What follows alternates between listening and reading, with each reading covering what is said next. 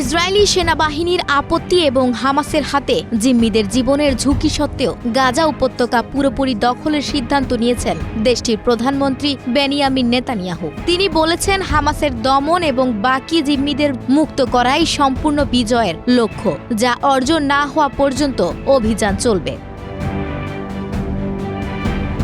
সোমবার ৪ August Times of ইসরায়েলের প্রতিবেদনে বলা হয়, চলতি সপ্তাহের মন্ত্রিসভায় গাজা উপত্যকা পুরোপুরি দখলের অনুমোদন চাইবেন নেতানিয়াহু। যদিও নেতানিয়াহুর এই পরিকল্পনায় ইসরায়েলি প্রতিরক্ষা বাহিনীর অভ্যন্তরে স্পষ্ট আপত্তি রয়েছে।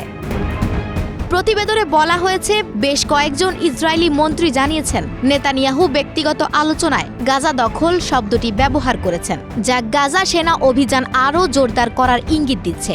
গাজা বিষয়ে এই অবস্থান আগে থেকে আরও কঠোর বলে মনে করা হচ্ছে। ইসরায়েলি সংবাদ মাধ্যম ওয়াইনেট প্রধানমন্ত্রীর ঘনিষ্ঠ এক জ্যেষ্ঠ কর্মকর্তার উদ্ধৃতি দিয়ে জানায়, সিদ্ধান্ত চূড়ান্ত হয়ে গেছে, আমরা গাজা পুরোপুরি দখল করতে যাচ্ছি। ওই কর্মকর্তা আরও বলেন, জিম্মিদের যেসব এলাকায় আটকে রাখা হয়েছে সেখানে অভিযান চালানো হবে। যদি সেনাপ্রধান এতে সম্মতি না দেন তাহলে তাকে পদত্যাগ করা উচিত।